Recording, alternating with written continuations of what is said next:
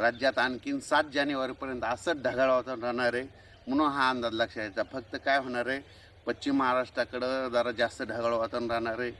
त्याच्यानंतर लातूर जिल्हा, धाराशिव जिल्हा, परभणी जिल्हा, बीड जिल्हा, जालना जिल्हा, त्याच्यानंतर सातारा, सांगली, सोलापूर, कोल्हापूर, पुणे, अहिल्यानगर या भागामध्ये जास्त ढगाळ वातावरण आहे. कुठंतरी असे थोडेफार थेंब येतील, खूप काही पाऊस पडणार नाही, त्याच्यामुळे काही चिंता करायची गरज नाही. पण राज्यातल्या सर्व शेतकऱ्याला सांगू इच्छितो की जवळपास 7 जानेवारीपर्यंत असंच ढगाळ वातावरण राहणार आहे, म्हणून अंदाज सर्व शेतकऱ्यांनी लक्षात घ्यायचा.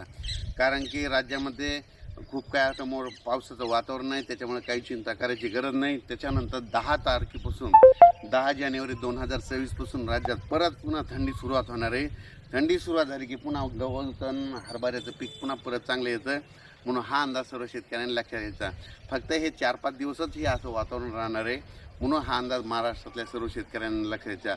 पूर्व विदर्भ, पश्चिम विदर्भ म्हणजे 6 5 11 जिल्ह्यामध्ये वर्धा, नागपूर, भंडारा, गोंदिया, चंद्रपूर, यवतमाळ, बुलढाणा, अकोला, अमरावती, वाशिम, हिंगोली, नांदेड ह्या भागात देखील आजच्याला काय होईल, थोडं जास्त ढगाळ वातावरण राहणार आहे.